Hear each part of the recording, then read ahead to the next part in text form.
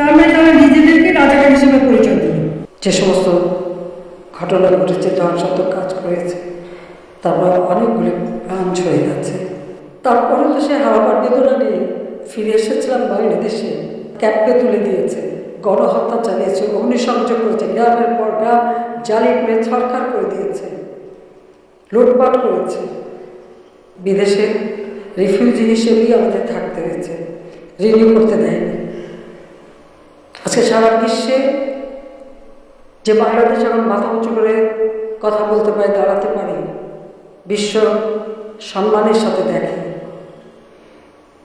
সেই বাংলাদেশে আবার রক্ত ঝরবে, আবার এই ধরনের অস্বাভাবিক অবস্থার সৃষ্টি হবে।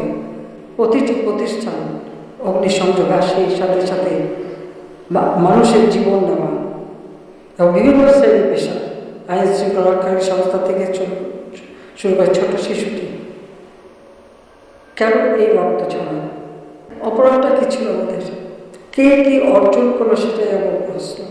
আমার কাছে ক্ষমতা তো ভোগের বস্তু না, মানে একটা ক্ষোভ। আমার একটা কথা নিয়ে তারা কতদিন প্রতিবাদ করলো। কি কথাই বলেছিলাম আমি? আমার কথাটাকে বিকৃত করা হয়েছিল। আমি বলেছিলাম মেধা মেধা মেধা, কোটা না মেধা। তো কোটা আমাদের নারীর কোটা, প্রতিবন্ধীদের কোটা, নৃগোষ্ঠীর কোটা, প্রত্যেক জেলার কোটা, মুক্তিযোদ্ধা পরিবারের কোটা, সেগুলো তো আমি বাতিল করে দিয়েছি।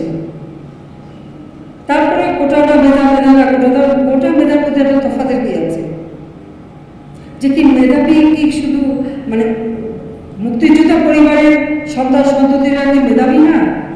তাহলে মেধাবী কি শুধু ওই রাজাকারের ছেলে মেয়ে? এটা বলার সাথে সাথে তাদের স্লোগান দেওয়া কি? বিকেল 4টায় আমি প্রেস কনফারেন্স করি, কয়েক ঘন্টা চলে যায়, হঠাৎ 4 চলে যায়, বোধহয় 11টা 11:30টার দিকে দেখলাম অনেক ছেলে মেয়ে বের হয়ে আসছে, মেয়েরা হল থেকে বের হয়ে আসছে।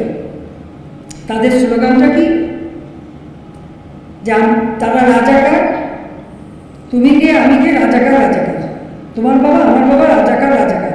তার মানে তারা নিজেদেরকে রাজাকার হিসেবে পরিচয় দিল। আমি তো তাদের রাজাকার বলিনি। তারা নিজেরাই স্লোগান দিয়ে নিজেদেরকে রাজাকার হিসেবে পরিচিত করলো সকলের কাছে। এবং এটাই প্রতিবাদ প্রত্যেক শ্রেণী পেশার মানুষ কিন্তু করেছিল, সকলে। হ্যাঁ, আমাদের ছাত্রলীগ থেকে শুরু করে, যুবলীগ থেকে শুরু করে অন্যান্য সংগঠন, প্রগতিশীল সংগঠন, সকলে কিন্তু এর প্রতিবাদ করেছে। এখন কোনো সেকশনের মানুষ নাই যেটা প্রতিবাদ না করেছে। তখন তারা তাদের স্লোগান পরিবর্তন করবে। কি স্লোগান? চেয়েছিলাম মোদিকা, হয়ে গেছি রাজাকার। আরে রাজাকার তো আমি তোমাদের করি নাই, তোমার নিজেরা স্লোগান দিয়ে তোমাদেরকে রাজাকার করেছো। তোমার স্লোগান দিয়ে তোমাদের পরিচয় দিয়েছো। তোমরা শুধু না, তোমরা রাজাকার, তোমার বাবা রাজাকার, এটা তো তোমরাই করেছো। সবথেকে কষ্টের বিষয় হলো যেখানে তার কোনো ইস্যুই ছিল না, যে কোটা সম্পূর্ণভাবে আমি সেটা বাতিল করে দিয়েছিলাম।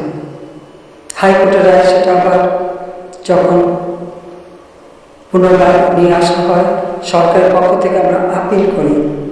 আপিল বিভাগ সেটা সেই হাইকোর্টের রায় স্থগিত করে দিয়ে পূর্ণাঙ্গ শুনানির তারিখ নির্দিষ্ট করে দেয়।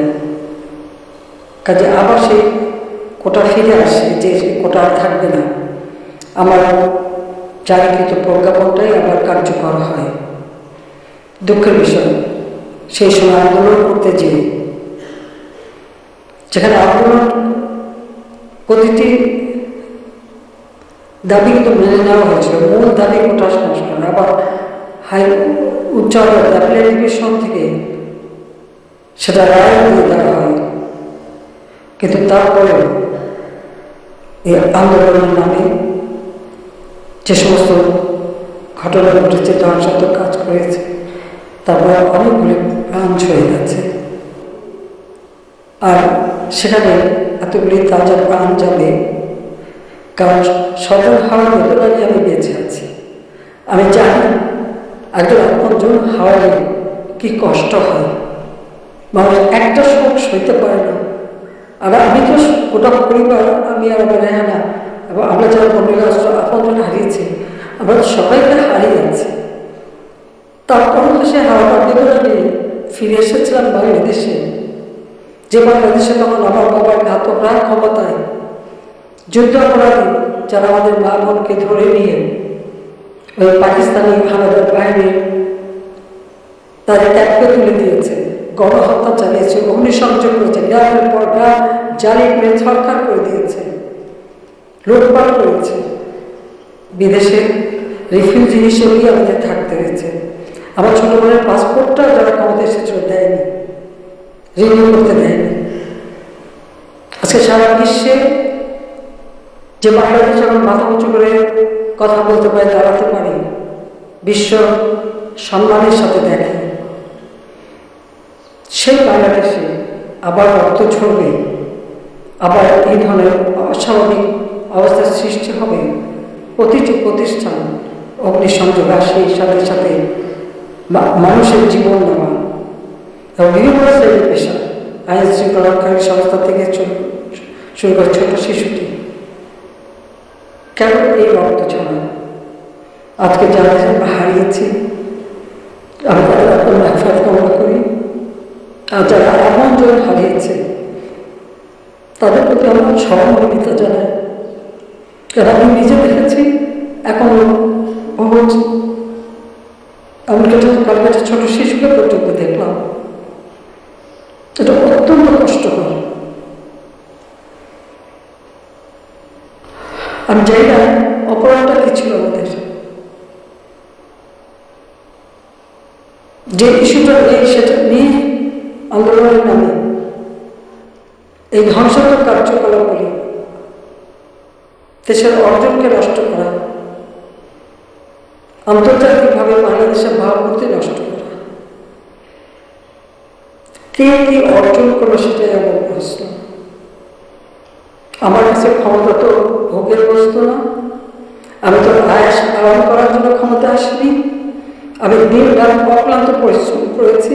সবচেয়ে দুর্ভাগ্য যে বিসির বাড়িতে আগুন দেওয়া। এর আগে একবার ঢাকা ইউনিভার্সিটি বিসির বাড়িতে আগুন দিয়েছিল, আপনাদের মনে আছে? রংপুরে সেখানে আগুন দিয়েছে, বাংলাদেশী কৃষি বিশ্ববিদ্যালয় থেকে শুরু করে বিভিন্ন জায়গায় এই তাণ্ডব চালিয়েছে। রাজশাহীতে এই তাণ্ডব চালিয়েছে। বিশ্ববিদ্যালয়গুলিতে সেশন জট ছিল, আমি সরকার আসার পর থেকে কোনো সেশন জট নাই। লেখাপড়ার মান উন্নত করা, যাতে এখান থেকে পড়ে আবার বিদেশও পড়বে সেই ব্যবস্থাও করে দিয়েছি। কিন্তু তারপরেও কোটা সংস্কার আন্দোলন আমি আহ্বান করেছিলাম যে একটু ধৈর্য ধরো, হাইকোর্টে শুনানি হবে, হাইকোর্ট যে রায় দেয় না, তারপরেও এই আন্দোলন হবে। আজকে এই যে এতগুলি মানুষের জীবনের ক্ষতি হলো, এতগুলি পরিবার ক্ষতি হলো, আমি দেশবাসীর কাছে সেই আহ্বান জানাবো যে এই ধরনের ধ্বংসযজ্ঞের জন্য এই দেশকে নিয়ে আর চালাতে না পারে। আমি সকলের সাহায্য চাই, আর আমি চাই না মায়ের কোল খালি মুখ আর এবার মানুষ অসহায় হোক। আর সেই হাসপাতালও আমার স্বাধীনতার পর জাতির পিতা বঙ্গবন্ধু শেখ মুজিবই করে দিয়েছিলেন, আমি সেটা উন্নতি করেছি। তারপরে এটাই অপরাধ যে মানুষের জীবন মান উন্নত করার জন্য কাজ করেছি, আর সেই জায়গাগুলিকে হামলা করতে হবে। সেই কোভিড হাসপাতাল সেখানে আগুন দিয়েছে। এটা কী ধরনের খেলা, যাকে আমি আর কিছু বলতে পারি না।